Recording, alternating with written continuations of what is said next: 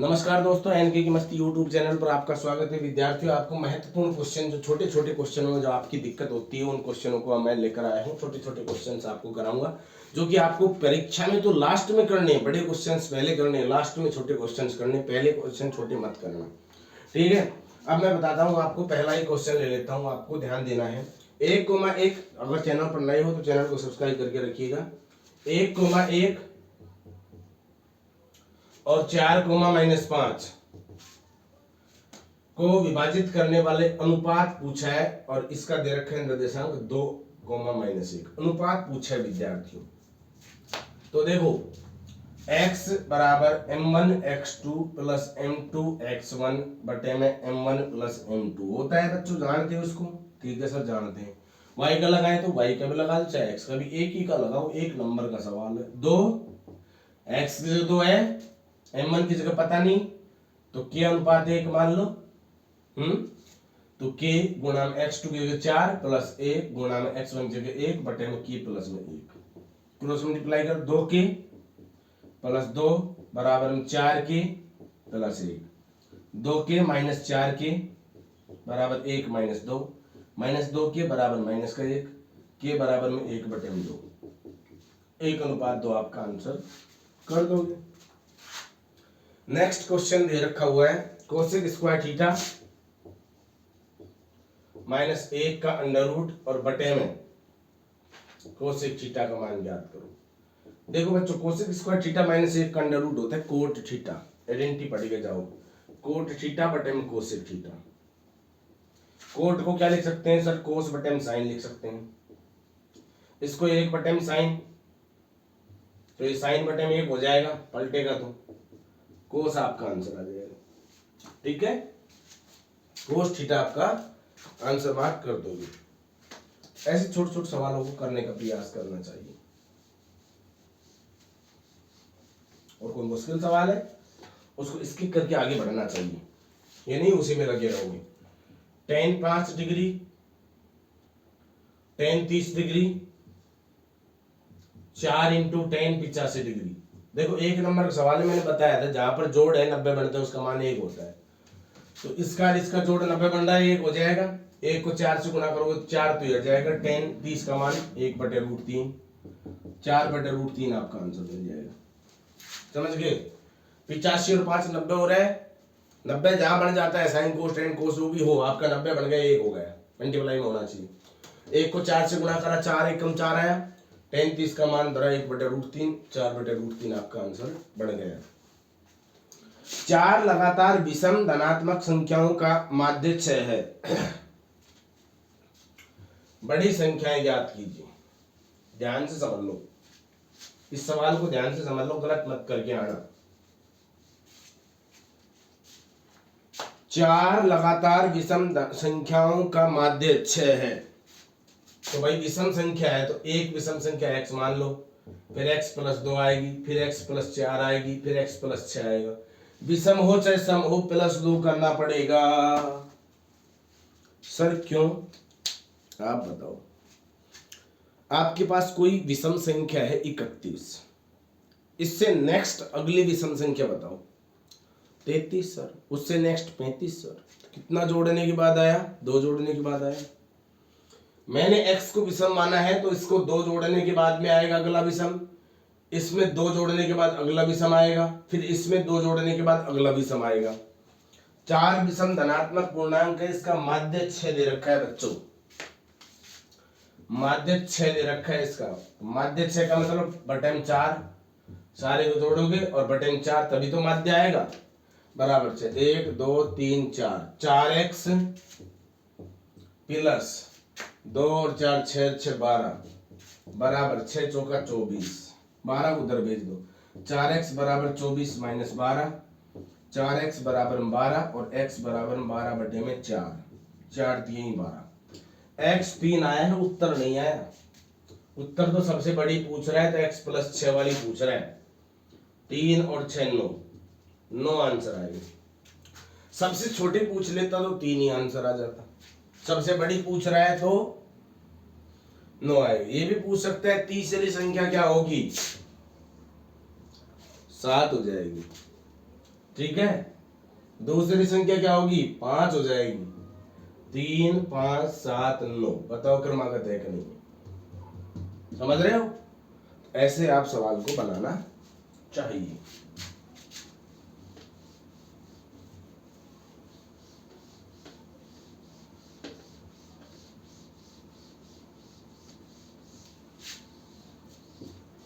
Next question, ये question पढ़ाया था, फिर भी एक बार देख लो। 2 3 4 7 5 1 का माध्य ज्ञात करो। माध्य क्या पूछ रहा है, ये माध्य नहीं पूछ रहा है, माध्य का पूछ रहा है। सीक्वेंस में लिखोगे सर 1 2 3 4 5 7, एक इधर से गया, एक इधर से, एक इधर से, एक इधर से। अब जा नहीं सकता, दोनों जाएगा तो क्या बचेगा, दोनों जोड़ दो कबाब। 7/2 मीन्स 3.5, 3.5 आपका आंसर आ गया, ठीक है ना। नेक्स्ट, ए बी सी 3 घटनाएं हैं, ए की प्रायिकता, ये बढ़िया सवाल भाई, ये भी सवाल बढ़िया है, समझिएगा। 3 संख्याएं हैं ए बी सी, ए की घटना होने की प्रायिकता 3/11 है, बी की होने की प्रायिकता 2/7 है, तो सी की होने की प्रायिकता क्या होगी। देखिए, सभी प्रारंभिक घटनाओं का योग सदैव 1 होता है सर, बिल्कुल जी। 3/11 प्लस 2/7 प्लस ए की प्रायिकता बराबर में 1, सॉरी सी की बराबर में 1, समझ गए, थोड़ा कम दिख रहा है।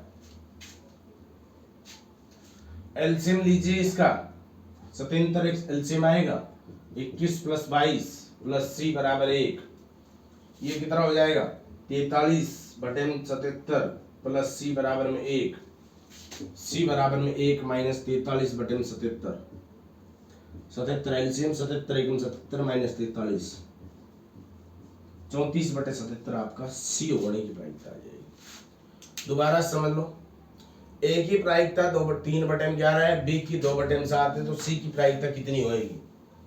ए और बी दोनों को जोड़ो और 1 में से घटाओ, आंसर आ जाएगा।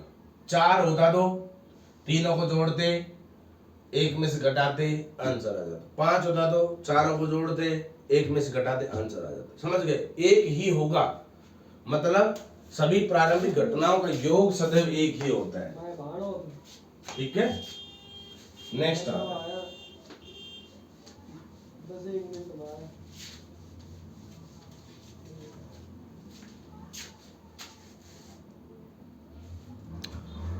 नेक्स्ट क्वेश्चन पर बढ़ते हैं।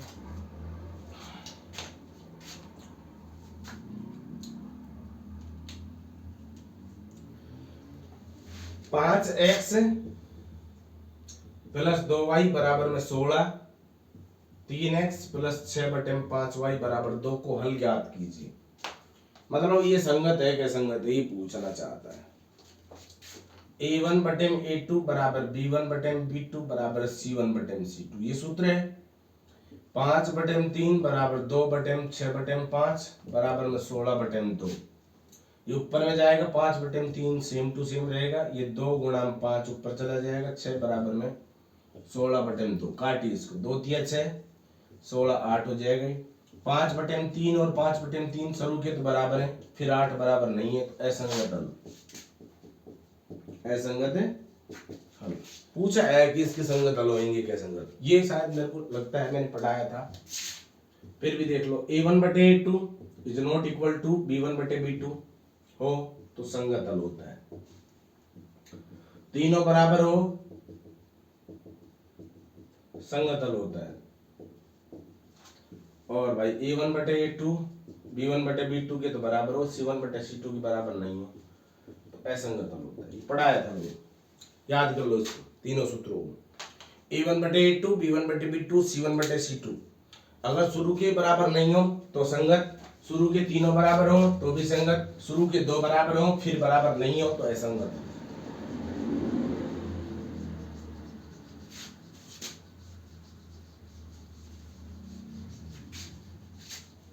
चैनल को सब्सक्राइब जरूर कर लें, जो भी वीडियो को देख रहे हैं, यहाँ तक पहुंचे हैं उसको बहुत बहुत धन्यवाद।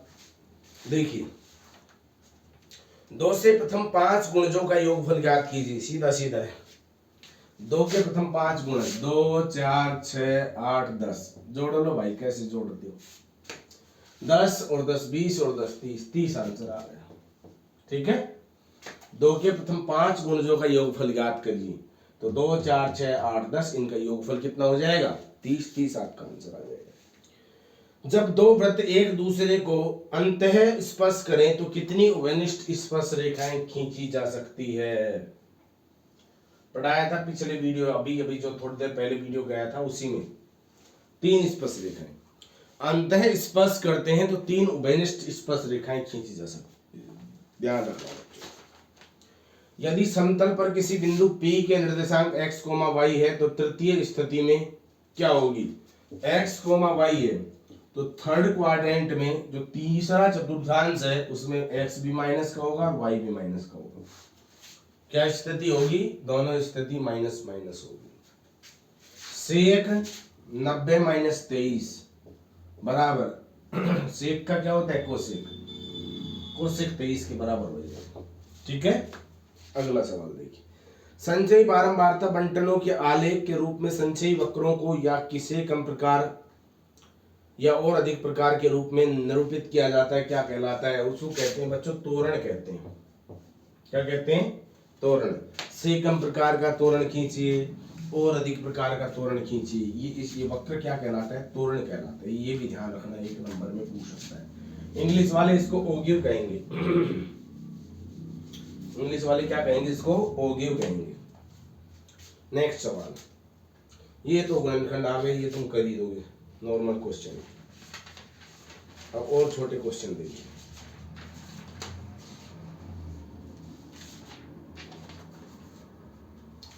दो संख्याओं का गुणनफल 1080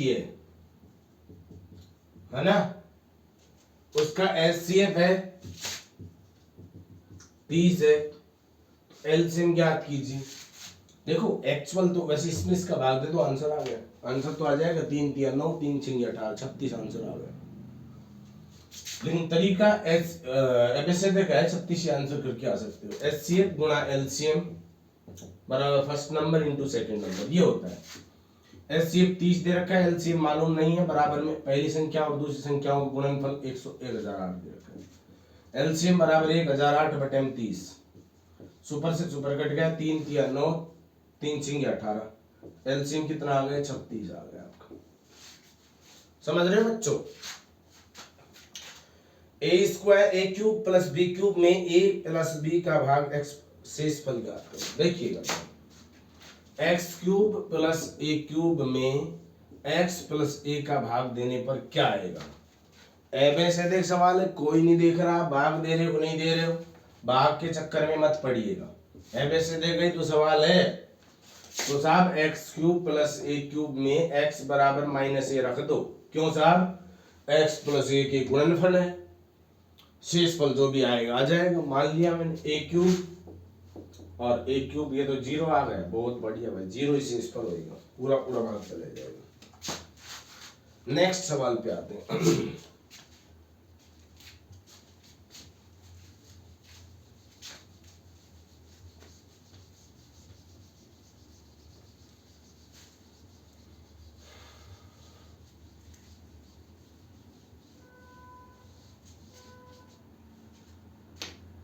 दो एक्स प्लस वाई बराबर में 6 तो निम्न में से कौन से संतुष्ट करेगा?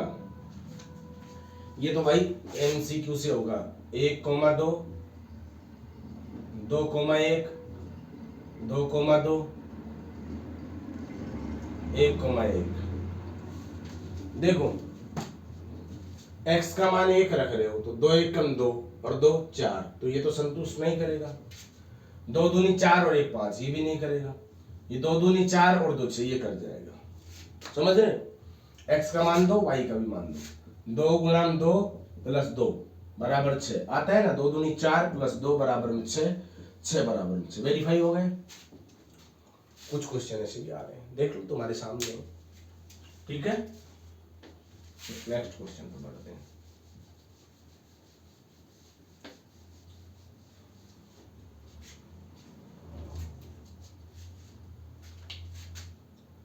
3√3x² प्लस 10x प्लस √3 बराबर 0 का विविध कर ज्ञात करो। विविध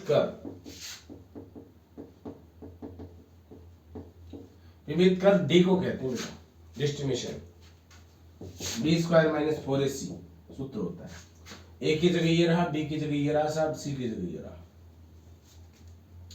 10 का स्क्वायर -4 गुणा में ए की जगह √3 और सी की जगह √3।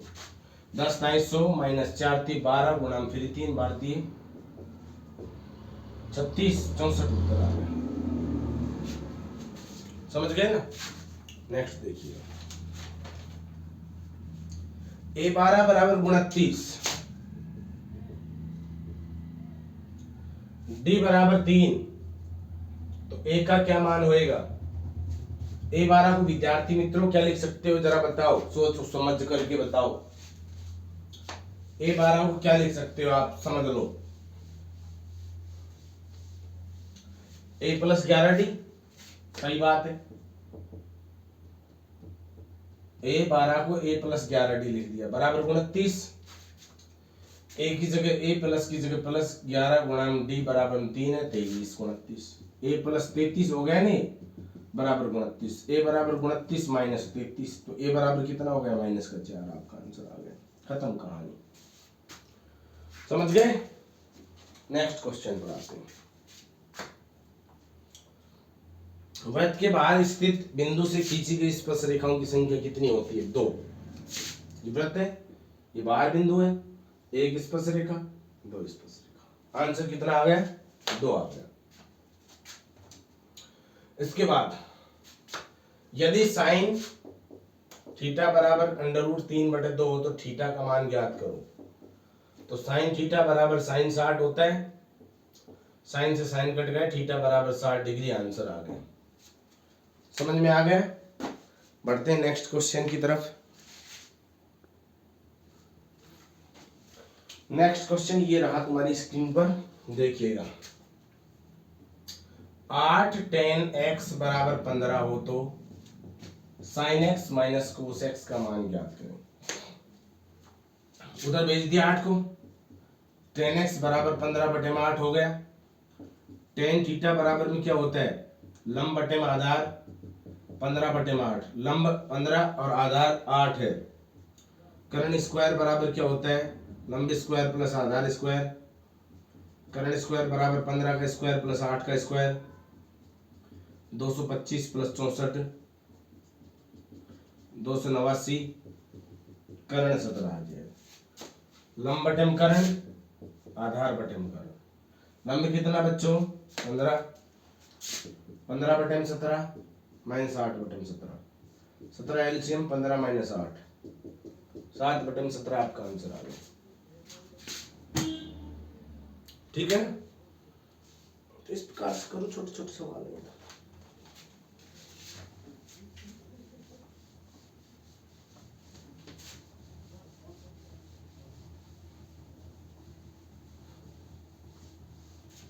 नेक्स्ट देखिए,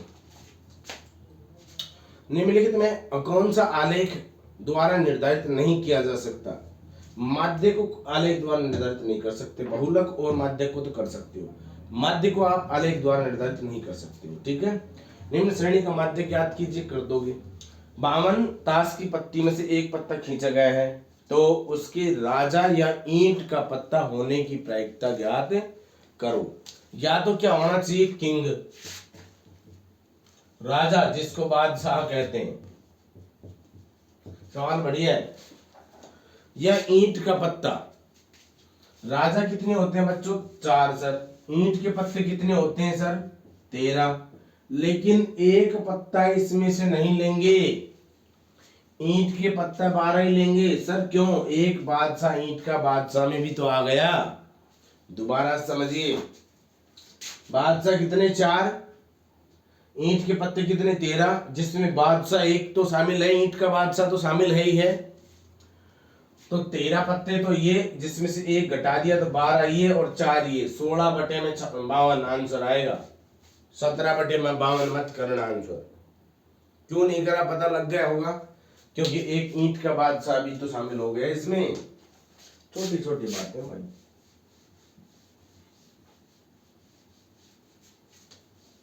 नेक्स्ट, एक्स अक्ष पर कोटि का मान क्या ज्ञात करो। एक्स अक्ष पर वाई का मान पूछा है। कोटि मतलब वाई, एक्स अक्ष पर कोटि कितनी होगी 0, वाई एक्स 0 होगा एक्स अक्ष पर। 2m26 एपी में है तो m का मान ज्ञात करो, दोनों को जोड़ दो का भाग दो। m बराबर 2 + 26 बटे m2, m बराबर 28 बटे m2 जो कि 14 आ जाएगा। m कितना आ जाएगा 14 आ जाएगा, आपका आंसर आ जाएगा।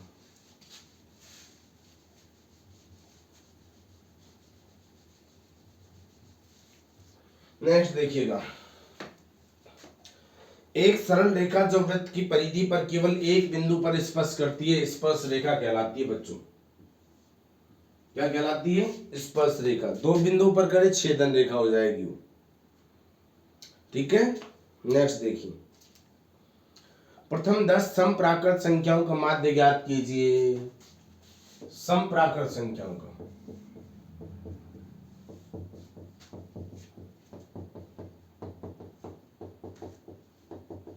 होगी 10।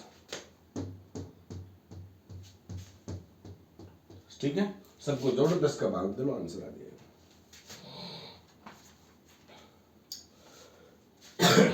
3 बटे में 625 का दशमलव प्रसार कैसा है? 3 बटे में 5 गुणा 5 पचम 25 पंजा 125 पंजा 625 शांत प्रसार है भाई। केवल 5 आए तो शांत, केवल 2 आए तो शांत, 5 और 2 आए तो भी शांत, 5 और 2 के अलावा कुछ भी आए तो शांत। क्या साहब? 3 बटे में 2 गुणा में 7 अशांत है। 3 बटे में 2 गुणा में 7 गुणा में 5 भी अशांत है। 3 बटे में 3 गुणा में 5, देखना थोड़ा सा ध्यान से देख कर बताओ, अशांत नहीं शांत है। 3 से 3 कट गए, 1 बटे में 5 आ गए, अब शांत कहलाएंगे।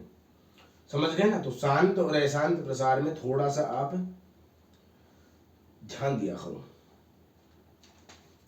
नेक्स्ट क्वेश्चन आते हैं।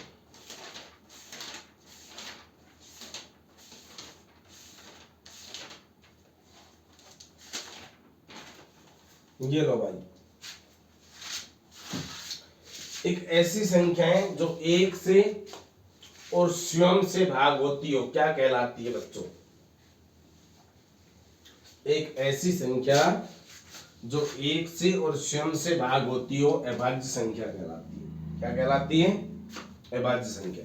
एक ऐसी संख्या जो 1 से और स्वयं से भाग होती हो अभाज्य संख्या कहलाती है। px बराबर में ax + 1 हो तो a का मान शून्य ज्ञात करिए। तो ax + 1 बराबर 0, ax बराबर -1, x बराबर -1 बटे a। Answer low. नेक्स्ट सवाल देखिए, x बराबर 2 y बराबर 3 के युग्म, हाँ जी 2,3, x पहले y बाद में, ध्यान रखना है, ये पूछना चाहता था। x पहले लिखोगे y बाद में लिखोगे, विशेष बात है बेटा। सुनो आगे, x² + 3ax + k बराबर 0 में यदि x बराबर -a है तो k का मान a के पदों में ज्ञात करें। करने का प्रयास जरूर करें, मुझे उम्मीद है करने का प्रयास जरूर किया होगा आप लोगों ने। आपका आंसर भी आ गया होगा। देखिएगा, x की जगह -a रख दीजिएगा। -a² + 3a × -a + k बराबर 0। -a² + a² होगा, -3a² हो जाएगा, ये a गुणा a² हो जाएगा, प्लस और माइनस माइनस हो जाएगा, प्लस के बराबर 0। a² में से 3a² घटाएंगे तो माइनस कर 2a² प्लस के बराबर में 0, के बराबर में 2a² प्लस के। आंसर आ गए, खत्म कहानी। यदि किसी समान श्रेणी के प्रथम पद 2 है, सार्वंतर 8 है, n पदों का योग 90 है, तो n ज्ञात कीजिए। कर लोगे ये तो। वह रेखाखंड जो वृत्त के केंद्र से गुजरता है, जिसके दोनों सिरों वृत्त पर स्थित हो कहलाता है व्यास कहलाता है बच्चों। ये वृत्त की सबसे बड़ी जीवा भी व्यास होती है। केंद्र से गुजर रहे हैं, दोनों सिरों पर है, तो व्यास है। क्या है ये? व्यास। और ये जीवा है जो केंद्र पर नहीं हो। जीवा तो ये भी है, सबसे बड़ी जीवा पूछ ले तो व्यास ही बताना। वृत्त की सबसे बड़ी जीवा ज्ञात करो तो व्यास ही है वो सब। ठीक है,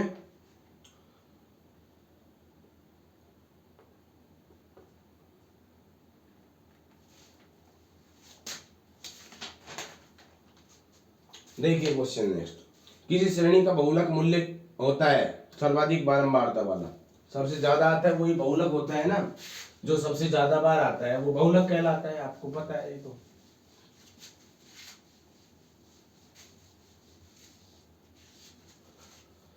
ताश के 52 पत्तों में से एक पत्ता चुना जाता है, हुक्म का पत्ता आने की प्रायिकता याद कीजिए। हुक्म के पत्ते 13, 13/52 शाबान सुनाओगे। वज्र गुणन विधि में दोनों समीकरणों को इस प्रकार लिखा जाता है कि उसे दाएं पक्ष में स्थित मान 0 होना चाहिए, राइट साइड में 0 होना चाहिए। भाई वज्र गुणन विधि का प्रयोग कर रहे हो तो A B C A P है, तो बी का मान ज्ञात करो। मैंने बता रखा है बीच वाला पद है ना, वो दोनों बाहर वाले पदों को जोड़ो, दो का भाग दो, तो बीच वाला पद आ जाता है। तो बीच वाला पद कौन है? इधर बी है, तो बी का मान निकाल रहे हो तो क्या करोगे? दोनों के बाहर वाले को जोड़ोगे और दो का भाग दे दोगे, तो बीच वाला पद आ जाएगा आपके पास। किसी त्रिभुज की रचना नहीं की जा सकती। कब नहीं की जा सकती? जब 3 कोण दिए हो, 3 कोण आपको दे रखे हो तो आप रचना नहीं कर सकते हो। एक भुजा होना जरूरी है, बार बार कह रहा था ये तुम्हें। एक पी रेखाखंड ए बी को के अनुपात 3 में बांट सकता है, तो पी के निर्देशांक ज्ञात कीजिए। देखिए ये एक ए बी रेखाखंड है, ये बिंदु पी है, इसको के अनुपात 1 में बांट रहा है, तो इसके निर्देशांक आपको ज्ञात करने x1 y1 x2 y2। ठीक है, पी के निर्देशांक चाहिए आपको, तो आप बताओ पी के निर्देशांक x बराबर में m1 x2 plus m2 x1 बटे में m1 प्लस m2 यानी कि k प्लस 1। ये तो x हो गया। y निकाल रहे हो, y कैसे निकालोगे? y बराबर में m1 y2 plus m2 y1 बटे में m1 प्लस m2, ये आपका y हो जाएगा। ठीक है, नेक्स्ट क्वेश्चन दे रहा cosec square 77, cosec square 77 minus cot square 77 का मान ज्ञात करें। ध्यान दो, थर्ड आइडेंटिटी है, 77 से कोई मतलब नहीं। Cosec square theta plus minus cot square theta बराबर 1 होता है, तो एक ही आपका आंसर आ जाएगा। ठीक है, नेक्स्ट पर बढ़ते हैं।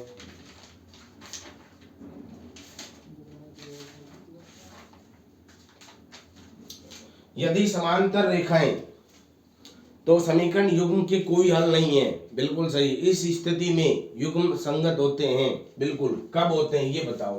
तो इसकी कंडीशन क्या है? यदि दो तो शुरू के बराबर हो, a1 बटे a2 बराबर b1 बटे b2 तो हो, लेकिन c1 बटे c2 के बराबर नहीं हो, तो इस कंडीशन में उसके असंगत हल होते हैं। रेखाएं समांतर होती है, कोई हल ही नहीं होता है साहब, उसका कोई हल नहीं होता है। एक बात बताओ, जब रेखाएं समांतर होगी तो क्या कोई उसके हल हो सकते हैं? वो दोनों रेखाएं आपस में एक दूसरे को कभी मिलेगी नहीं, क्योंकि हम जानते हैं समांतर रेखा की परिभाषा ही है कि वो रेखाएं जो एक दूसरे को कभी अनंत तक नहीं मिले, प्रतिच्छेद नहीं करे, तो वो समांतर रेखाएं कहलाती हैं। तो समांतर रेखाएं होती है तो कोई हल नहीं होता है। ये तीनों कंडीशन, तीनों सिचुएशन आपको याद होनी चाहिए। कौन सी? देखो, a1 बटे a2 बराबर b1 बटे b2 अगर बराबर ही नहीं आया तो एक हल होगा जिसको अद्वितीय हल कहते हैं। अद्वितीय हल कहते हैं। और रेखा होगी वो प्रतिच्छेदी रेखा प्राप्त होगी। बेटा कैसी होगी? प्रतिच्छेदी रेखा प्राप्त होगी, तो इसका हल कैसा होगा? संगत हल। हो गया याद? यदि a1 बटे a2 बराबर b1 बटे b2 हो और ये c1 बटे c2 के भी बराबर हो, तो अनेक हल होंगे। कितने हल होंगे? अनेक हल। और रेखाएं ओवरलैपिंग होगी। एक ही रेखा आएगी, अगर आप भी खींचोगे तो आप एक रेखा दूसरी इसी के ऊपर आएगी, खींचना चाहोगे तो हल तो ये भी संगत है, संगत हल होएगा। ठीक है, यदि a1 बटे a2 बराबर तो b1 बटे b2 की आ जाए, लेकिन c1 बटे c2 की नहीं आए, तो इसके कोई हल नहीं होंगे, इसके कोई हल नहीं होंगे, समझ गए। और रेखा कैसी होगी, समांतर होगी, क्योंकि समांतर रेखा होगी तो दोनों रेखाएं आपस में एक दूसरे को कभी नहीं काटेगी। तो ऐसी सिचुएशन में इसके असंगत हल होंगे, असंगत हल होंगे। ये तीनों भाई साहब, ये तीनों है ना, यहां से लेकर के यहां तक छाप के जाना। तीनों में से एक सवाल नहीं आए तो आते ही मुझे बताना, 100% तीनों में से एक सवाल 1 नंबर का आएगा। संगत, असंगत और प्रतिच्छेदी रेखाएं, कोई हल नहीं, समांतर रेखाएं। अच्छा, इसको प्रतिच्छेदी रेखाएं, इसको कहते हैं संपाती रेखा, संपाती रेखा, और इसको कहते हैं समांतर रेखा। इसका आप स्क्रीनशॉट ले लीजिए, समांतर रेखा। और वीडियो में यहाँ तक आए हो तो वीडियो को जरूर सब्सक्राइब कीजिए, चैनल को सब्सक्राइब कीजिए, वीडियो को लाइक कीजिए। बढ़ते हैं अगले वीडियो में, मिलते हैं आपसे। Thank you so much.